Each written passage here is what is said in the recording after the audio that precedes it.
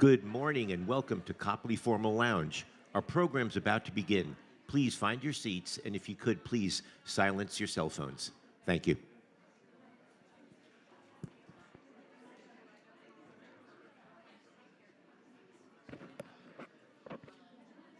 Good afternoon, everyone.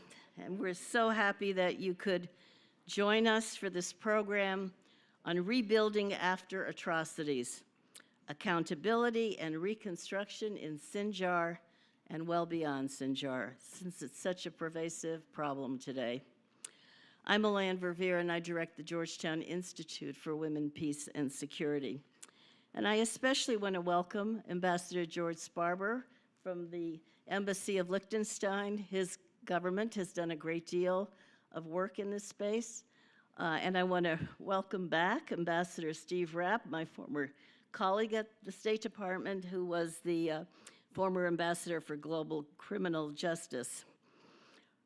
As well as representatives from the other embassies are here, our Georgetown ambassadors for the Institute. Welcome to them, and to all of you for this very special program. Around the world, violent conflict and mass atrocities are devastating the lives of people and their communities. According to recent data, more than 110 million people have been driven from their homes, and many will not return for years to come, if ever. Conflict-related sexual violence continues to rise at an alarming rate, taking a terrible toll on women and children, especially women and girls, although men and boys have also been attacked. The long-term impacts of trauma, displacement, curtailed education, disrupted economies make post-conflict rebuilding exceedingly challenging. Moreover, the need for healthcare and psychological support for survivors is too often unavailable, and it is desperately needed. Impunity for these crimes leaves survivors without closure, as perpetrators are not held accountable.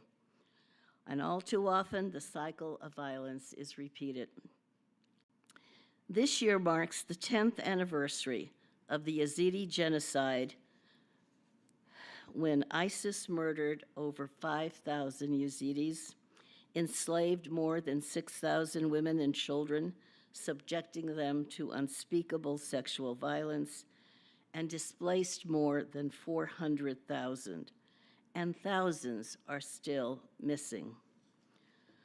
Although no longer does ISIS have control of Sinjar, the homeland of the Yazidi people in northern Iraq, over half of those displaced by the violence, however, have not returned home, and those that have returned, as you will hear today, are struggling. We are honored to be joined today by Nadia Murad, who is a leading advocate for survivors of genocide and sexual violence. In 2014, she was taken captive by ISIS, enslaved and subjected to horrific sexual violence. Her mother and 6 brothers were executed by ISIS. Nadia eventually managed to escape from ISIS captivity and has since become one of the most powerful advocates for justice for the Yazidi community. She wants the atrocities perpetrated against her people to be classified officially as war crimes. In 2016, she became the first UNODC Goodwill Ambassador for the dignity of survivors of human trafficking, a role she continues to play today. She won the Nobel Peace Prize for her efforts to end the use of sexual violence as a weapon of war and armed conflict. She titled her autobiography, "The Last Girl." When I asked her why, she told me she truly wants to be the last girl who ever has to be subjected to the violence that she was subjected to by ISIS. She's the president of Nadia's Initiative, which works to persuade governments and international organizations to support the sustainable redevelopment of the Yazidi homeland, as well as to support survivors of sexual violence all around the world.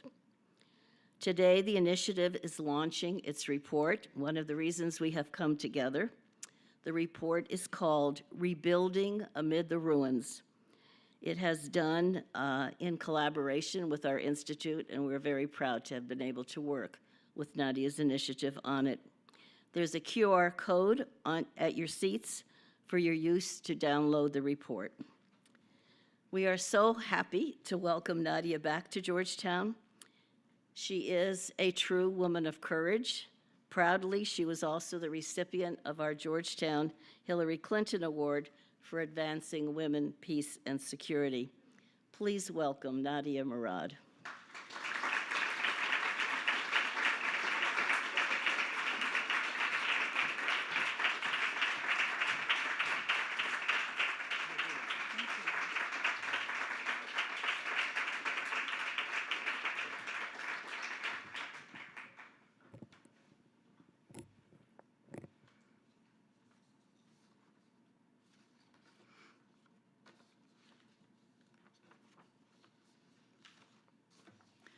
Good afternoon. Thank you all so much for joining us today. Ambassadors, dear friends, thank you for giving us your time and your support. And thank you to our friends and partners at Georgetown Institute for Women, Peace, and Security, not only for hosting this event, but for the work you have done with us on the status of Sinjar report. Thank you so much. With conflict raging in so many parts of the world, as peace seems more precarious than ever, I believe the story of Sinjar can provide some hope for those communities who have lost their homes and are now suffering as we did. When you are displaced or a refugee, home takes on new meaning.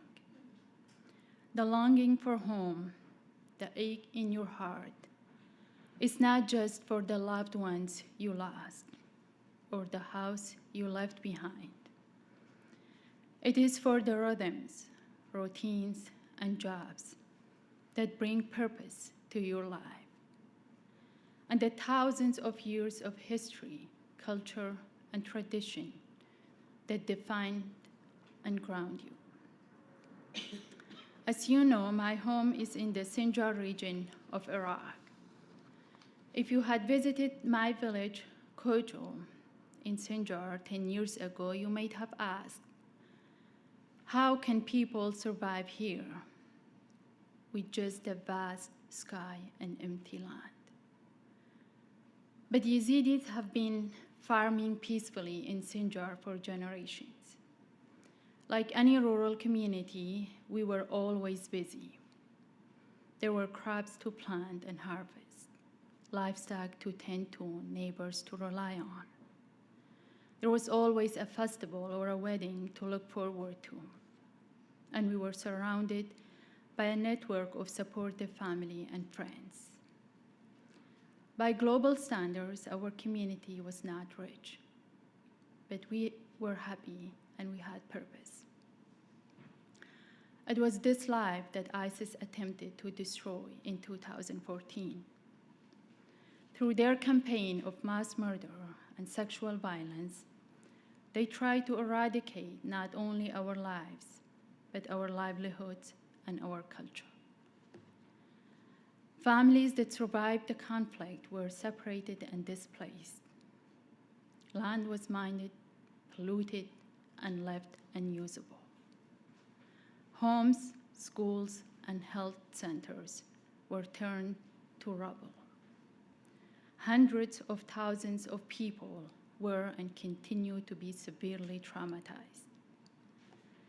The suffering we endured should have been enough to make the world sit up and work tirelessly to ensure that it is never repeated. Yet, conflict and conflict-related sexual violence continues to bring terror and fear to families across the world.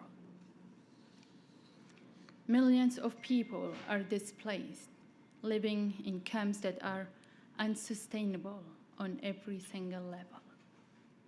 They are an incredibly expensive short-term solution for a long-term problem, offering neither hope nor future to the desperate people who are forced to call them home. I lived in a camp, and aside from the lack of privacy, education, and proper health care, what I found most shocking was the lack of purpose. There are no jobs, no way to stand on your own 2 feet, nothing to distract you from your trauma or give you reason to believe in a better future. This is particularly true for women who have little agency over their lives in these displacement camps. It has been 10 years since the genocide. Still, Yazidi families are stuck in these camps. It is a story that is repeated across the world. 22% of the entire world's population live in refugee camps. That is over 6 million people, and tens of millions more are displaced. Knowing that other countries are not willing to offer them a place to live, I firmly believe that the answer for them, morally, politically, and economically, is to rebuild their homes, to invest in the regeneration of their fractured communities, and to do this work for the long term, sustainably, with survivors leading the way. The genocide of 2014 was not the first time my community faced violence. In our long history, we have been attacked 74 times. Our ancestors could have left Sinjar, but they didn't. There may have only been a few hundred or a few thousands of them left, but they stayed and rebuilt, and so can we.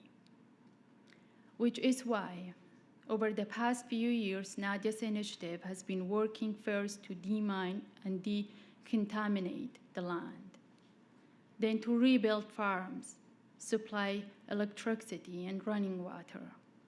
Now we have schools and kindergartens.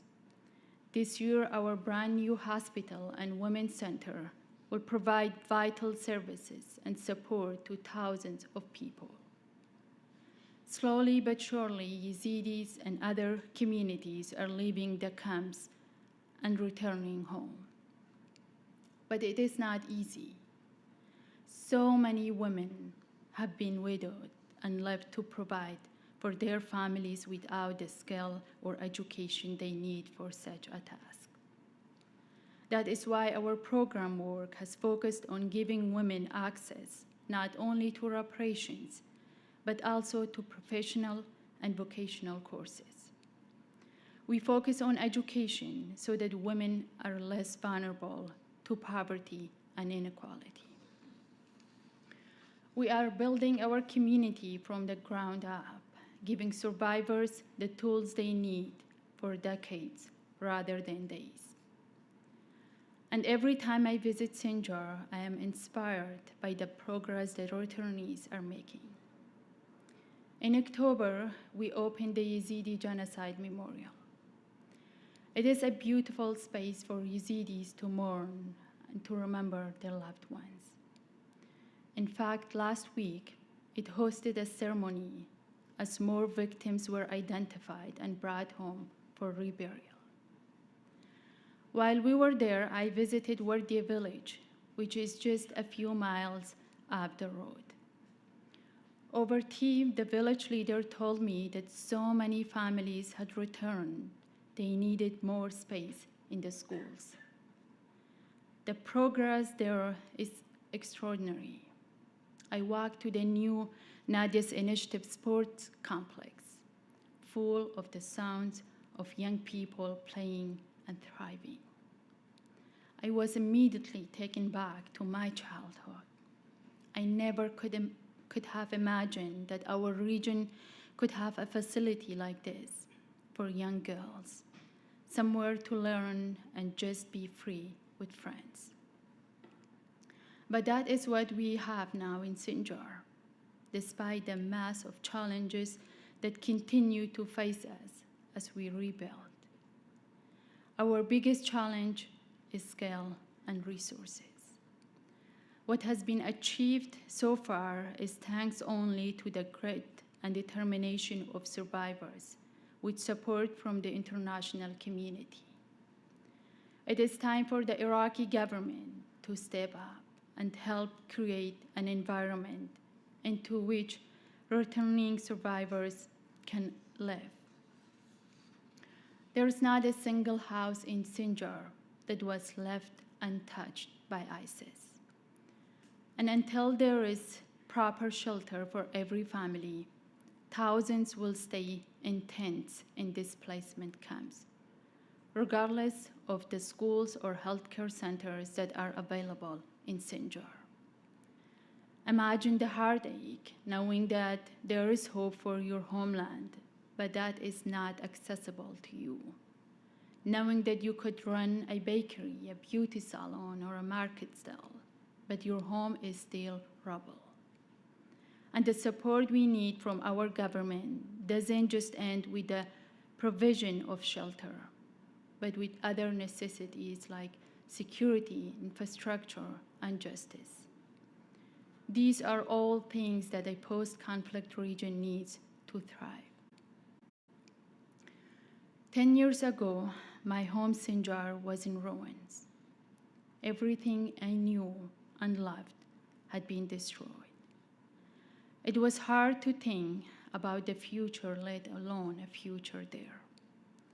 In fact, when we started to rebuild, so many people told us not to bother, that it was an impossible task.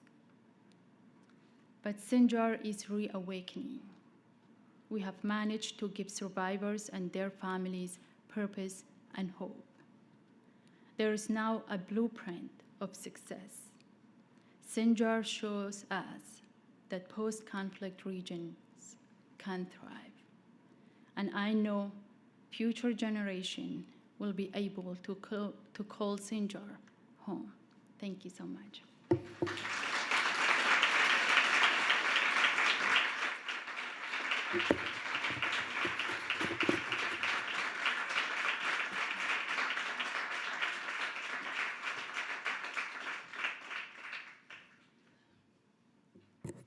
Thank you so much, Nadia. I was just thinking about all the suffering that you personally experienced and your people certainly, and yet you bring us a message of hope in terms of the future and the possibilities of rebuilding and the work that still needs to be done. And that's some of what we want to talk about today.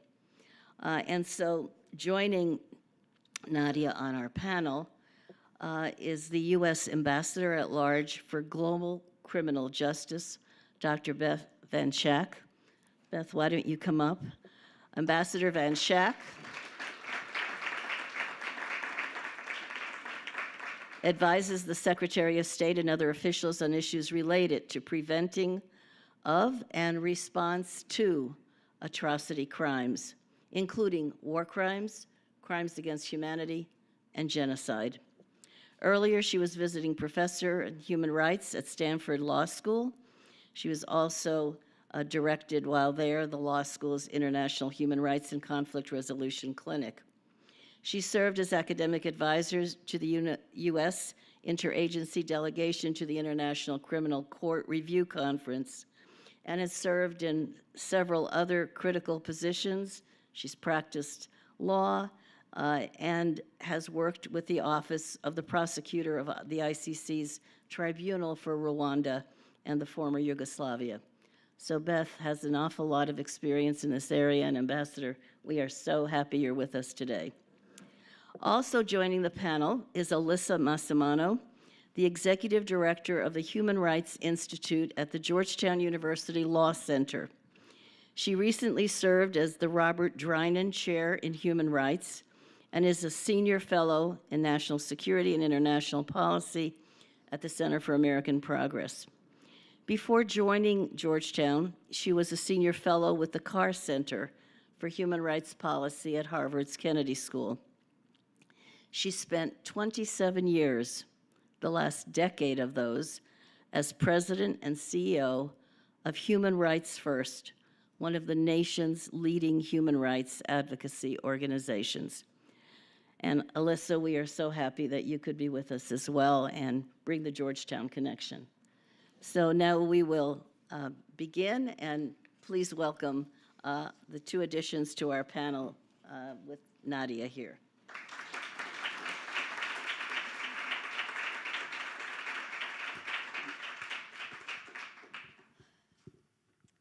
So, Ambassador Van Schaik, why don't we start with you? And I'm sure many who don't know are probably wondering, what does your office do? And what role does it have in our foreign policy, particularly on this range of issues?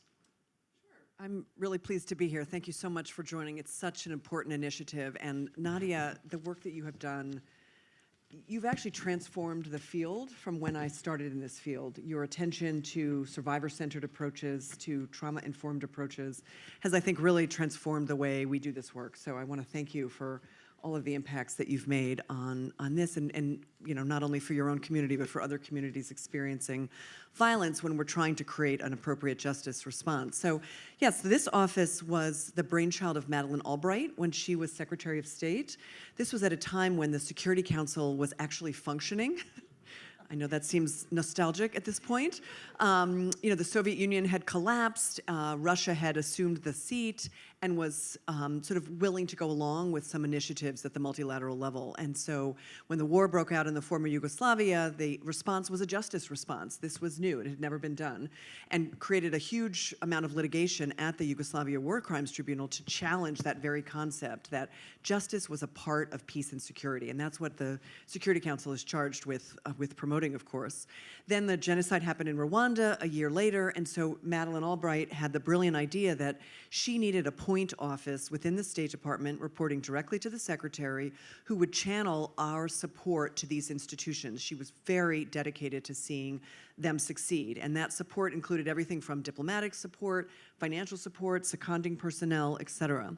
So over the years, this office's mandate has expanded somewhat, and under Secretary Clinton, she recognized that much of this work now is being done at the national level. It's not just ad hoc tribunals, and in fact, a sort of tribunal fatigue had set in at the United Nations, and the Security Council was not nearly as functional as it had been in the mid-90s. And so there was a recognition that there was more that governments could do to invest in this work at the national level, and that there were a number of societies that were emerging from situations of conflict, of repression, that were engaging in a transitional justice process that was comprehensive, that included truth-telling exercises, memorialization, as you mentioned, lustrations, removing individuals from power who were associated with violence, and other guarantees of non-repetition around institutional reform, et cetera. And so the mandate of our office expanded to basically provide advice to the Secretary, to our embassies and posts, whose host country may be experiencing some of these conversations around transitional justice. But then we've retained our old role of working with institutions that are trying to deliver justice at the international level. Great overview. Thank you for that. Nadia, we just heard some of what the ambassador and her office do. We have a report that you have released today, Nadia's Initiatives Report. Give us just a very brief snapshot of what's in the report. You've told us some about what has been going on today in Sinjar.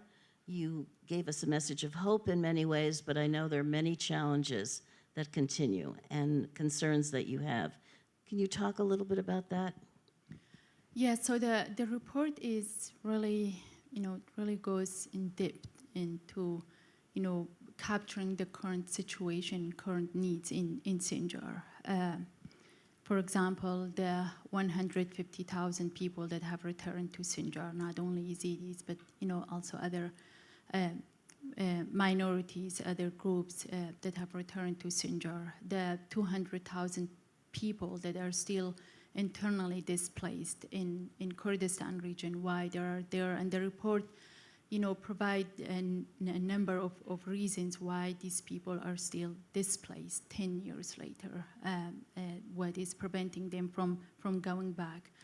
But overall, the report also highlights that what have been done in Sinjar. For example, when I first started doing this work, my goal was to share my story so the world will act and will rescue the ones that were thousands of women and girls that were still missing in captivity and hold ISIS members accountable. I didn't know that, that later I will, found the Nadia's initiative and then rebuild until I really lived in the camps. And the camp that I was in northern Iraq was there were more than 12,000 people, and the lack of privacy, of education, jobs was just really adding more trauma to what we have already been through.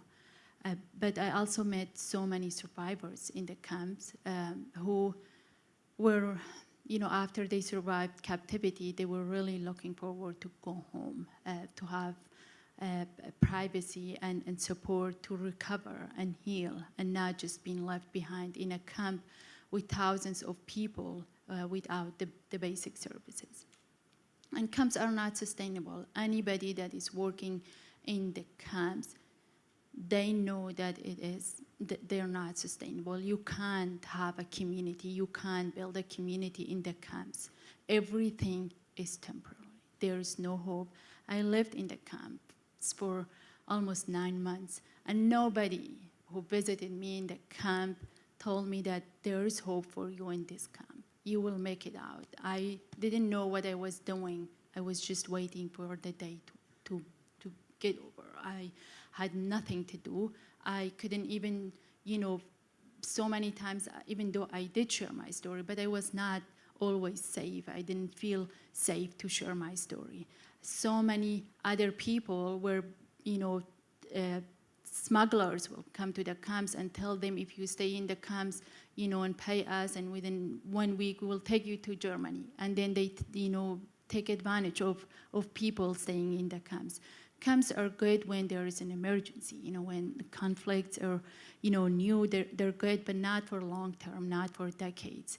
Yazidis are not even refugees. They're only 1 hour, like few hours, 1 or 2 hours away from their homeland. They go and visit Sinjar. They go to their, cemeteries, visit family, friends in Sinjar, and then go back to the camps because they don't have enough support to rebuild their homes.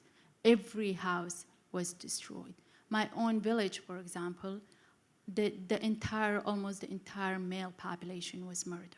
And right now, what we have, in people who have survived are mostly women with children, and they can't rebuild their homes. We need more support from the Iraqi government, reparations, and for people to be able to go back. And we also know, and you all know, that countries and the topic of refugees is not one that people really want to talk about it. No country is ready. I have been all over the world, and I tell leaders that I will be happy to help you if you can legally bring Yazidis to your country, but nobody offers me that option.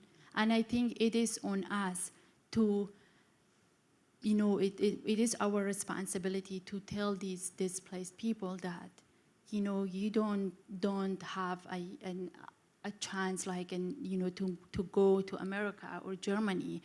Right now, Germany is, they have passed a law or something with the Iraqi government, an agreement that they're sending Yazidis back to the camps who have, they don't even have home.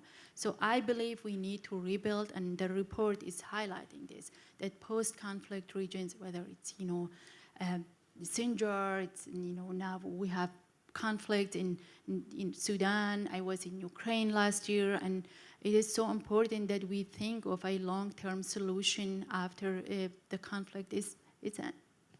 You're exactly right. And I hope everybody here will download the report, because it's really worth getting the full perspective on what's happening and what needs to be done. So we've talked about the important role that levers of government can play. Alyssa, you're at the Georgetown Law Center. I know that your students have been involved on this issue, that they've been involved in working with survivor communities. Tell us a little bit about that, because we have a room full of students who certainly will do their part, I hope, in the days and months to come. And also, I know you've worked a little bit with Nadia's initiative. Can you tell us about that? Yes, absolutely. Thank you so much, Milan. You know, I'm sitting here listening to all of you and thinking back to the UN resolution on women, peace, and security that you were such a pioneer in establishing, and thinking how, Nadia, you really are the embodiment of the principles in that resolution about the role that women must play in conflict prevention, in rebuilding, and it's just extraordinary what you've been able to do against so many odds. So this really feels like a very unified discussion here. And, you know, so at the Law Center, we were incredibly fortunate with my colleagues who are actually here, Michelle Liu and Catherine Cooper, designed a new experiential learning course last year, last academic year, that was designed to engage students in the really challenging real-world problems that you have just laid out, Nadia, the complexity of issues that that are embodied in the situation of the Yazidi people, and we were so fortunate to be able to partner with Nadia and her organization to support their advocacy goals. So the students, one of whom, at least one of whom is here, Nicholas Friedlich, who took on one of the most challenging pieces of that puzzle, worked over the course of a year to support all of the priorities of Nadia's initiative. We had 3 teams of students who worked on different parts of the puzzle, one focusing on avenues for accountability and justice and prosecutions of perpetrators of these horrific crimes. Another looked at ways that the United States can be more supportive as a government and as a country of the needs of the Yazidi people, including, you know, the possibility of prosecutions here in the United States if that were to become a possibility, better service to potential refugees if there are people who don't have a way to go home. But most importantly, I think, was looking at the financial support of the U.S. government to rebuild the Sinjar, the Yazidi homeland, and how incredibly difficult it has been to manage the flow of resources and get it into the hands of the right people in Sinjar and around who are reflecting the voices and the needs of the survivors in the community.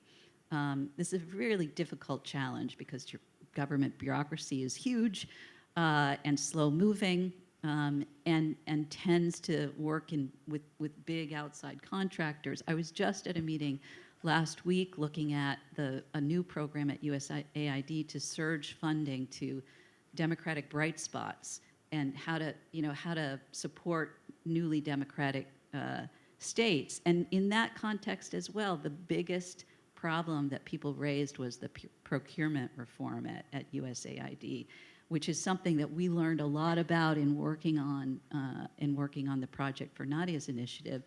And then the third team really looked at the legal and societal barriers to the reintegration of Yazidi families into a normal life in Iraq, and in particular looking at the situation of women who suffered sexual violence and the children that were born of that crime, and the Iraqi laws that impede their integration into back into Iraqi society, and proposed a number of legal reforms that need to happen to help make that piece of the puzzle work better. And then we were incredibly honored to have Nadia as our keynote speaker at our annual Samuel Dash Conference on Human Rights, where we focused on the broader issue of conflict-related sexual violence, and in particular, what it really means to center the voices of survivors in the strategies to deal with the aftermath of sexual violence, but then also to prevent that from happening in the future, which I know is your key goal, Nadia. So it was, there's a wide range of potential learning opportunities for students and engagement. As you said, Nadia, this is a long struggle, and we need to be constantly feeding new energy into the fight, and Georgetown is full of that. So students are really on fire, I think, to get engaged in all of these issues. Well, and that engagement is clearly needed, so we all can find a role for ourselves in dealing with this issue. But Ambassador, one of the biggest problems is how to hold perpetrators of these crimes accountable. And it's not just in Sinjar and what happened under the Yazidis, but we all know how many places are dealing with the same problem and how much there has been in the past that is still going unaddressed. In Bosnia, for example, so many of these crimes, in fact, the perpetrators have basically said it didn't happen, and yet the women who have been afflicted are suffering to this day. I remember being in Bosnia when our ambassador at the time said to me, "Will you meet with a woman here who wants to speak to you?" And when she did, her eyes were downcast, and she was almost embarrassed at what she was going to say to me.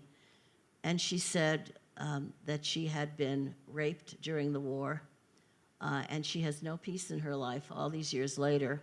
And her perpetrator is the policeman at the corner, who is highly respected and honored in the community. So the perpetrators continue not to pay a price for the most part. So tell us a little bit about what mechanisms exist to deal with this problem. How can it be strengthened? What more can happen that could actually work? And how is your office working to address this? Yeah, thanks so much for that question. So part of my job is to look for ways for the United States, working with partners, and I want to acknowledge Liechtenstein, which really punches above its weight in this space, incredibly influential state, puts forward a number of experts that are promoting a lot of these initiatives around the world, and it's really lovely to always be able to partner with you. But it's to strengthen the full ecosystem, and I'm borrowing a word from my former boss who coined the term, of international justice, which is happening at multiple levels, which I've already mentioned. National courts, hybrid courts, where there's a mix of international and national levels, things happening on the national level, transitional justice, et cetera. When you scan that ecosystem, the situation of the Yazidis really falls short, you realize. There's no natural plenary ICC jurisdiction. Neither Iraq nor Syria is a member, so no territorial jurisdiction. There are some foreign fighters who have joined ISIS who hail from ICC states, so there might be some form of nationality jurisdiction there, but not necessarily the leaders of ISIS. And so the prosecutor, notwithstanding receiving a number of petitions from groups like Yazda and others representing survivors, has so far declined to move forward. It just doesn't, they don't really feel like they have a sufficient jurisdictional basis to proceed. There was some energy, including with Nadia's lawyer and partner, Amal Clooney, to establish some sort of an ad hoc tribunal devoted to the situation of the Yazidi and other victims of ISIL, but that never developed the political will to move forward.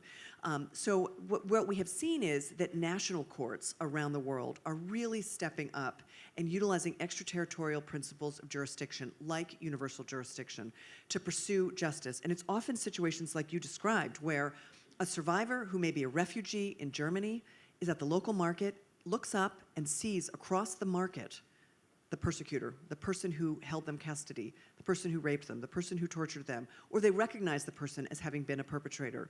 And because some of these states have developed trusted relationships with diaspora communities and law enforcement, those survivors feel comfortable coming forward and saying, I don't know if you can do anything about this, but I just saw somebody in the market who is a torturer and who should not be living here in peace.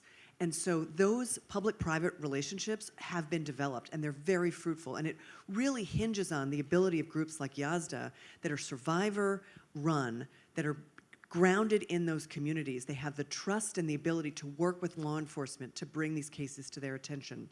So we have now seen a number of cases across Europe against ISIL perpetrators involving Yazidi victims, including one of the first genocide prosecutions in Germany. So that's the bright spot. The natural place for jurisdiction, of course, would be Iraq. Iraq, however, does not have within its domestic code the ability to prosecute international crimes, so that to the extent that they are bringing these cases, they're doing so under terrorism provisions, which doesn't capture the Yazidi experience. Terrorism tends to be conceptualized as a sort of crime against national security, right? It's not necessarily a crime against a protected or a vulnerable group in a way that we think about genocide or crimes against humanity. So one of our, consistent bilateral advocacy points with the government of Iraq has been to enact a law and to find clever and constitutional ways to make that law retroactive, because these prohibitions are not new. They have existed in the law for decades now. And there was the Iraqi High Tribunal, which, with all of its faults, nonetheless grounded these prohibitions in Iraqi law. So there is no ex post facto problem here. So it is ultimately Iraq's responsibility as the nationality state to deliver justice to its citizens. And to date, it has not been able to do so because it doesn't have the law. Now, undergirding all of these various efforts is a UN entity called UNITAD, which was formed by the Security Council in 2017. This was meant to be a sort of clearinghouse of evidence focused on ISIL and Daesh, aka, Daesh is the D in the word. And the idea was to work with documenters, national level, international documenters like Human Rights First, or very grassroots documenters, collect information, analyze it, create chains of command, theories of responsibility, thinking through the genocide arguments, how to make that with the evidence that's available, how to make out such claims, and then support national prosecutions wherever those crimes are at issue. And UNITAD has been incredibly impactful in this regard. Now, unfortunately, when its mandate came up earlier last year, the government of Iraq, in somewhat of a surprise move, basically wrote to the Security Council and said, don't extend the mandate. We don't need this anymore. It's not sharing sufficient information with us. It shouldn't be advanced. And so, unfortunately, members of the Security Council did not want to go against the government of Iraq, and so now it has been extended for one more year, and we're looking at what UNITAD 2.0 looks like. Some issues to bear in mind as we're considering this is, number one, we have to find ways to make that information continue to be available, because these cases are still emerging. Even now, a decade later, we're finding and identifying perpetrators. And so we can't have the archives of UNITAD just end up in a basement somewhere in New York at the UN headquarters. And number two, a number of survivors gave testimony to UNITAD under very strict informed consent protocols. And this is very much because UNITAD adopted the Murad Code, which sets forth this as the best standard. And so those testimonies cannot be shared with the government of Iraq without the informed consent of the survivors who gave those testimonies. And Iraq wants that information, so we need to find a way to anonymize that information or otherwise go back and get the informed consent of those individuals before that information is shared. So this is the challenge now that is facing the Security Council, as we have now a year, essentially less than a year at this point, to wind down the affairs of UNITAD and come up with some sort of residual or follow-on mechanism so that all of the good work that UNITAD has done and all of the investment that survivors have made in creating this database and this clearinghouse of information does not go for naught. So that's one of the things that our office is working on, and my colleague Susan Notar is here, who's worked on these issues for many, many years. You see how difficult this is, and yet it's work that must be done.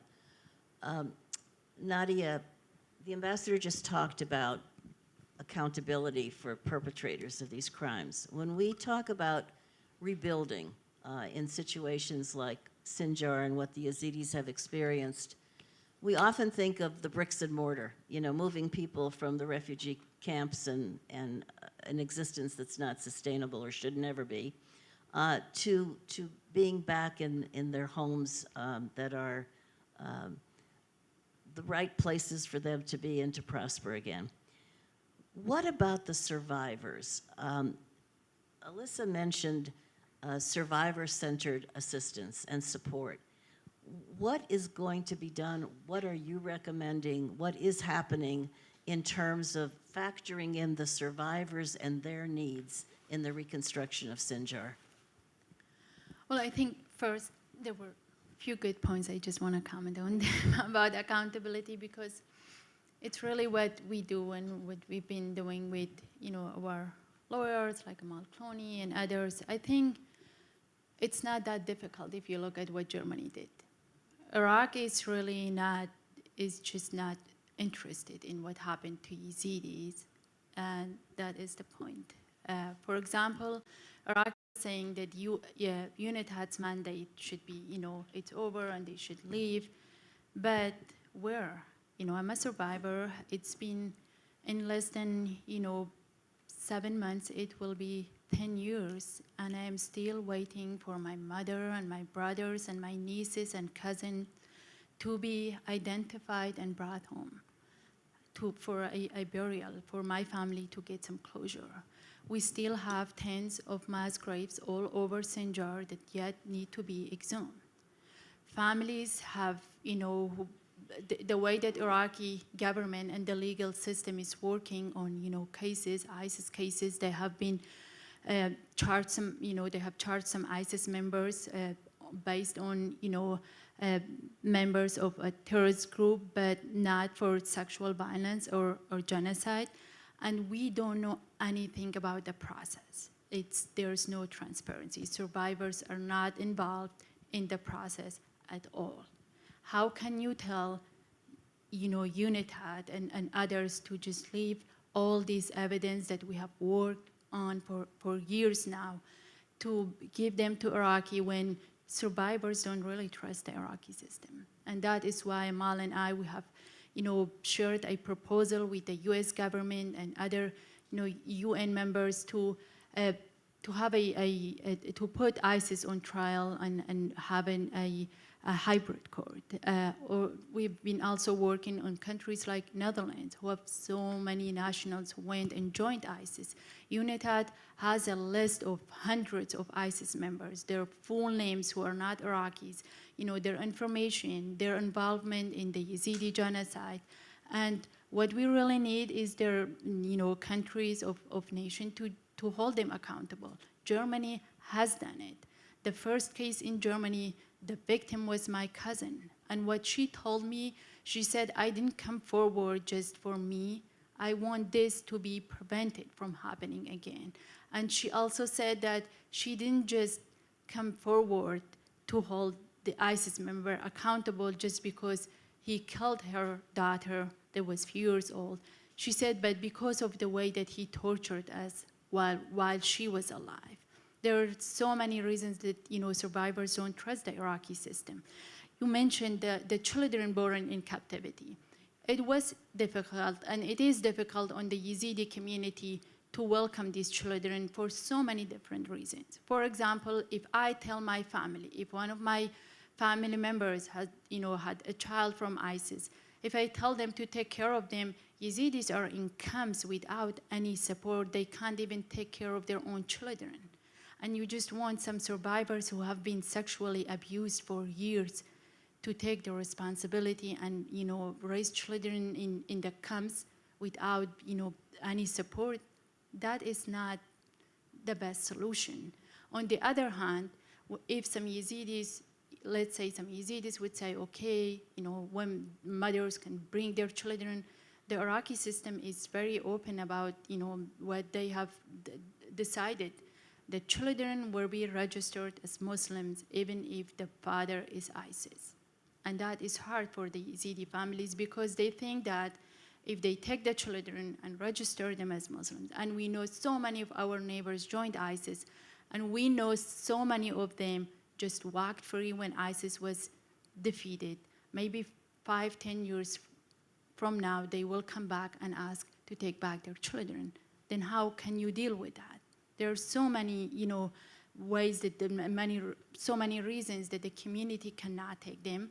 but also the Iraqi government is not helping, on any way, and especially women. I mean, it is the mothers, and so many of them, the reason they tell me so many times that the only thing that was giving them hope was these children. They felt responsible to save them and rescue them. And then the Iraq is not giving the mothers any, decisions, any power, the rights to just keep the children.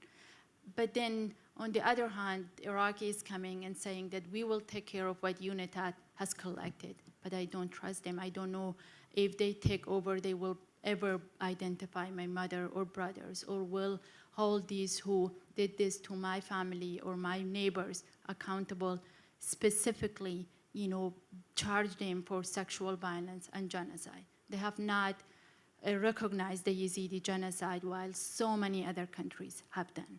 So we really need the international community, the UN and UNITAD team, to continue doing this work, because survivors gave their testimonies over and over again because they trusted UNITAD and this system, that one day they will have their day in court. And I think with the, let me go back to your question. I think this, really helping us deeply understand there are avenues to pursue. Yes. It's Yeah. the lack of political will to pursue them, Yes. and to do what needs to be done. Exactly. And I mean, it's so clear that the way that Germany did, it's out there. Anyone can, follow the Germans' lead. It's just, it's the lack of political will. And, with the survivor, I think for this to happen, survivors and their families recovering from atrocities, they need to have an opportunity to participate in, the whole process from design to implementation when you are doing projects in Sinjar. That is what we're doing. Our approach and everything that we do on the ground is survivor-centered. We, as someone from there, I know, there are so many challenges and so many issues that you have to first, discuss with the community, talk to them, and everything that we have done in Sinjar, rebuilding tens of schools, hospital, healthcare centers, women's centers, small jobs, everything is led by survivors. They are included in the whole process because I believe in that, and I believe they have so much to provide, but it is also very important to follow the Murad Code guidelines, because it's so important to prioritize survivors, their well-being, to make sure that they are not re-traumatized because they've been through a lot. And that is what we're doing with people who, initiatives that are already working there, but our work overall, we try to do everything with them. Because at the end, it's these survivors and their families that will stay there and benefit from these projects.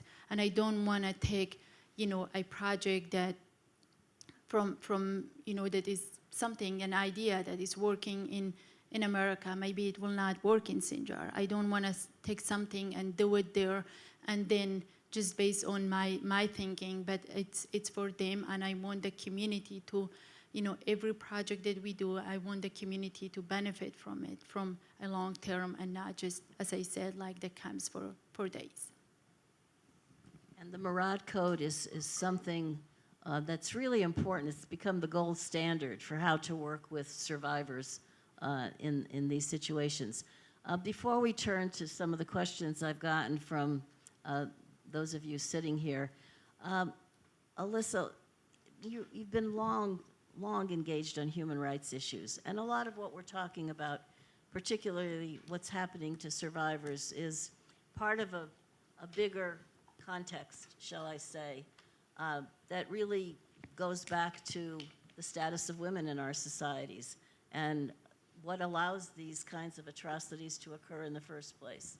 Do you want to comment on that? Yeah, I mean, I think, as you know this very well, there is a cycle here of discrimination against women, devaluation of women in many societies around the world, and it creates, an enabling environment for vulnerability that then criminal governments or organizations like ISIL prey on, take advantage of, and then, as Nadia pointed out, the role of women in the camps and the way that the government in Iraq is viewing the rights and roles of Yazidi women, it creates this cycle of vulnerability that in many ways lays the foundation for future violence. So this is a broader cycle that we have to break. Some of those challenges are legal reform that needs to happen. A lot of it is societal norms that need to change. And so much, Nadia, of what you're doing to create a zone of joy and safety for Yazidi girls is like it's the seed being planted for a better future in that society. And it's something that we have to do kind of across the board. There's a huge mismatch or disconnect between the investment that the global community makes in, in documenting abuses and as in UNITAD, which is important. It's very important.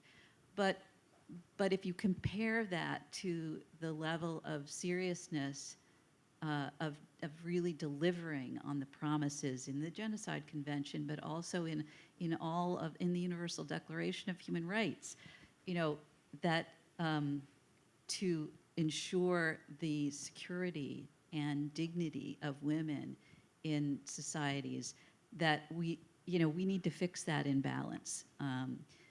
We can have lots of governments declaring that the acts of ISIS were genocide, but then they have to follow up and put literally the money where their mouth is, and some governments are doing that a lot better than others. But these issues are all connected, I think, and you can also see it in the way in which governments have sort of lost interest in following through to identify, the missing from the Yazidi community, to bring women and children home and find ways for them to restart their lives in dignity. All of that, I think, is reflected in a devaluation of women in societies that is both the genesis of a lot of the violence, and also post-violence makes it difficult to rebuild. So we have a big task in front of us. Thank you.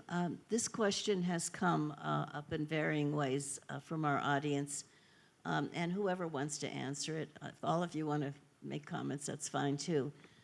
But in addition to the criminal prosecutions, what other forms of transitional justice are necessary to really rebuild? Yeah, I'd be happy to start. I'd love to hear from others on the panel, but I just want to call attention to the Yazidi Survivors Law, which was passed by Iraq, and it is supposed to provide a measure of reparation. And it has not been fully implemented, and it has not been fully funded. So I think we as an international community need to find creative ways to fund reparations so that we are delivering justice on the one hand, which has a symbolic and important benefit around closure, et cetera, but also enabling these survivor communities to get back on their feet, to rebuild their lives and their livelihoods, to send their children to school, to rebuild their homes when their homes have been completely destroyed. They cannot be expected to get back on their feet without material assistance. And so part of what my office is doing is looking for ways. We did a grant proposal for transformative reparations, and we've been able to fund the Global Survivors Fund, which you also initiated, once more, the impact that you've made on this globe, but other similar organizations that are looking for creative ways. We are in touch with Ambassador Rapp, who has a really interesting initiative. There was a French cement company, Lafarge, who was doing business in northern Syria, and in order to do so was paying ISIL and putting its own employees at great risk. They have now pled guilty to sanctions violations under U.S. law and have agreed to pay $700 million in fines and forfeitures. Now, those fines are statutorily mandated to go into a victims fund that focuses on victims of crime in the United States. But the forfeitures, there's much more fluidity there as to what can be done with that. Could we not figure out a way to put some of that money towards implementing the Yazidi Survivors Fund or towards organizations working in survivor communities so that people can get themselves back on their feet and rechart those life paths that were so disrupted by what happened in 2014. So that's one area that's not criminal accountability, but it's justice broadly defined. And I think it's the only way that communities can really heal and put some of the past behind them and rebuild their lives. And it's so critical. These resources are so necessary. Is there a role for advocacy in terms of this example? Absolutely. I mean, I think there's multiple ways that when pots of money are formed by virtue of fines, forfeitures, civil damages in lawsuits, could we not imagine a way in which the defendant, for in this case Lafarge, pled guilty? Could Lafarge not say, I'm going to put 10% of this towards the Yazidi community? And I imagine that our Department of Justice would be quite open to such an arrangement. They can't force it upon the company, but you could imagine building that into the settlement agreement. Now, what's interesting in that case as well is that France is using its universal jurisdiction law to prosecute the corporation criminally for what it did. And so there may be additional opportunities there to generate funding that could go towards the Yazidi community. Oh, that's interesting. Nadia, have you talked to anybody in the French government? I know they've been very supportive of your efforts about this. You know, Amal and I, we, in December, we came together and we've been working on Lafarge case for a while. And for me, it was really shocking to read documents that were dated around the same time that my village was attacked, when Lafarge was making deals with ISIS, funding them right the same day that we were attacked. And it is so important for, for anyone, companies or, governments, anyone that have, that is funding ISIS and like-minded groups, to be held accountable. It's not only, the perpetrators, but also those who fueled their war. For years, they paid millions of dollars. And now we are on the case and trying to sue them. And I work very closely with the French government, but it's really the company. It's the company that was doing all the work in Syria. It's the company that were making deals. We have evidence. We have evidence of, documents that ISIS were, sending to them and saying, you have to pay this much for our fighters, let's say in Sinjar or there, and they would do over and over again. So we're on the case, and yeah, we'll not give up on it because we have the evidence, all the evidence that we need. And this is a case, is it, Ambassador, where universal jurisdiction can come into play or not? This particular case doesn't require it. So because they breached U.S. sanctions, that just gives jurisdiction here, and that was the basis of the guilty plea, essentially. The company pled guilty and offered to pay in order to have the charges be dismissed. In France, it's a French company. So again, it's ordinary territorial nationality jurisdiction. There's nothing fancy here. It's not a universal jurisdiction case. But you can imagine other cases against other enablers, right? Who are the companies and organizations that provided weapons or that otherwise benefited financially with what ISIS was doing? And I think we've seen this all over the place. Central Africa is another great example where you have enormous resource extraction that's fueling atrocities. And it's not just the militia on the ground that are perpetrators here. There are other entities that are benefiting from the existence of the chaos on the ground, and they're backing different groups in order to be able to control certain areas. We as an international community have to get smarter about how to go after those enablers and to create accountability mechanisms to hold them responsible. And it's important too because they have resources in a way that militia on the ground don't necessarily have resources, right? So this is a way to bring resources to bear to help support survivor communities. Yeah, genocide never happens in a vacuum. There is always a web of enablers, corporations, other governments, diplomatic enablers, security people. There is always a web. And we have to have a matching web of accountability that runs across all of these kinds of issues that you just heard about, whether it's civil liability and having the mechanisms to make sure that the money that gets collected through those lawsuits goes to the right place.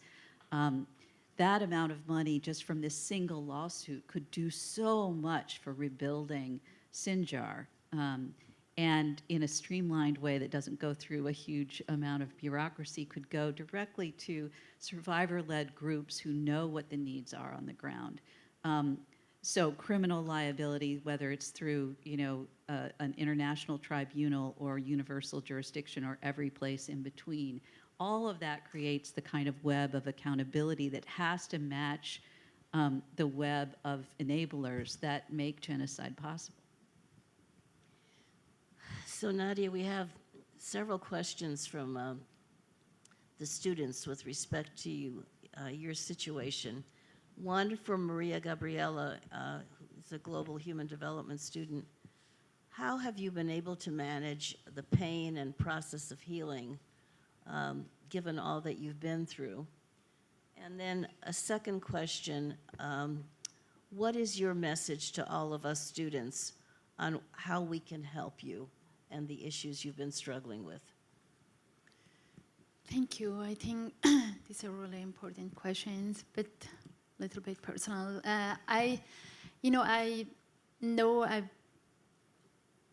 been through a lot, but I'm also like always, I remind myself that I am one of the luckiest because I survived. When you survive a war and your best friends or your nieces and your mother, or they don't make it, you just feel the responsibility of doing something. Surviving, ISIS captivity, I thought that was my story of survival, and it will end as soon as I make it to Kurdistan, which was safe. But that was just a part, like a small part of surviving conflict and surviving a genocide. It's healing. I think it's different for everyone. For me, I really have a very supportive family. Those who have survived. I have many nieces and nephews.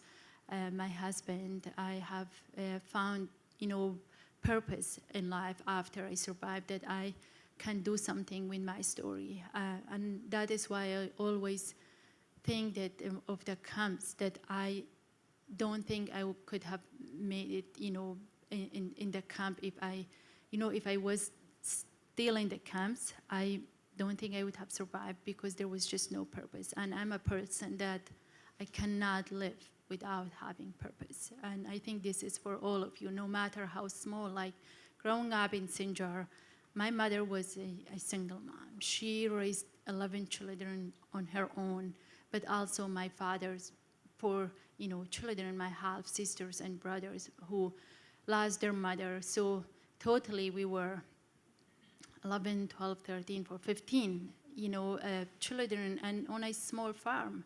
And we didn't have much every day, but every day I feel that I had purpose, going to the farm with them, working, making sure that we never rely on the UN or humanitarian aid or anything like that. And today I have, after surviving, I have found purpose in my life, that I know that I can do something good out of this horrible story, make sure that, that I can prevent this from happening. I remember when I went to Ukraine last year and I met survivors of sexual violence, conflict there, and some of them, they were there to just listen. Just like me, when I survived, they didn't know that there were survivors out there from other atrocities that have been sexually abused. They thought they were alone in their, story, and I thought the same in 2014. I didn't know about the outside world. And when I talked to them and they knew that I have made it and I'm sharing my story, and the shame and stigma and taboo it's not on me, it's on those who have done this. They started to talk and share their stories and what they have been through, and that they have friends is still, can't share their stories. So it's really important. I also, like many of you, I'm a student. I'm a senior. I will graduate this semester, and I think, that is also a way for me to send a message to ISIS and like-minded groups that women are strong, and that by just coming to my village and raping me or my friends, that does not mean, that is my end, and that we're strong and we have a story. And sometimes, you feel like women are so vulnerable and they are in so many communities, so many parts of the world, and that they can't, make a change. And I think that is what ISIS was trying to say, that bring, as many women as you can to sexual slavery, because they're nothing and they will never harm us. And today we, women, the first Yazidi women, was able to hold and, face her abuser in the court in Germany. And that is really big. That is a clear message, a strong message to send to ISIS, but also to prevent this from happening. We can't prevent sexual violence from happening again without accountability. Impunity should never be an option, and it has been for so long. But I think now we are, survivors are coming together, and that's why we're asking that, accountability. Of course, I have other needs. Of course, I was not raised to be an activist. Of course, it's a long path. It's a path that I don't know if there is like an end to it. I have so many personal, issues with the war still. Just for 10 years, imagine going out there trying to change the world, but in your heart, you know that your mother is in a building in Baghdad. Also, my nieces. I have 6 sisters-in-law that are taking care of more than 18 children. Their husbands were killed. It's not that my family had recovered or I have recovered. I am healing and I'm recovering, but I also have hope that we can have a better world if we work together. We can have a safer world when women are at the center of what we do, and not just talking about them. In Iraq, and I know I went too long, but in Iraq for so long, people will go, government, leaders will go to the Iraqi government, or in Sudan, or in Ethiopia, in Afghanistan. They will talk about issues that were related to women, but women were not there. How can you make it happen if the women are not there? In Afghanistan today, millions of women are prevented from going to school, are preventing from socializing out there. This is, it's just like you said, it's on all of us. It is happening in your lifetime, in my lifetime. We're not talking about history. We're talking about events that are happening in our lifetime. And I think if we don't, work together and don't support each other, I don't think, the future generations will forgive us. Nadia, you never have to worry about talking too long. And what you just said to us really has to be the last word of this gathering today, because it can't be improved by any other questions and answers, and besides, our time is up. But thank you. Thank you for what you're doing. Thank you for issuing a call to action to all of us. And wherever we sit, whatever we do, whatever our purpose is, I think you've not only made us smarter, but made us think deep inside of ourselves, are we doing enough? And what avenues can we pursue to really help the Yazidi people, what's still happening in Sinjar, to bring greater accountability for what's happening and what has happened to the survivors, and not just in Sinjar, but all over the world today, where this is such a big, big problem. So thank you for being Nadia Murad and for all you've done.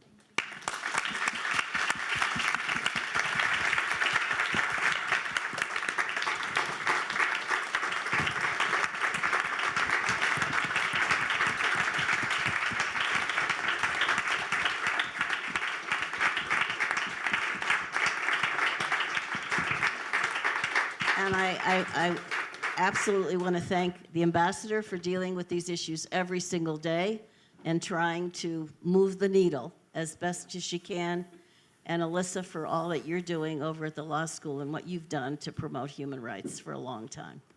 So thanks to everybody.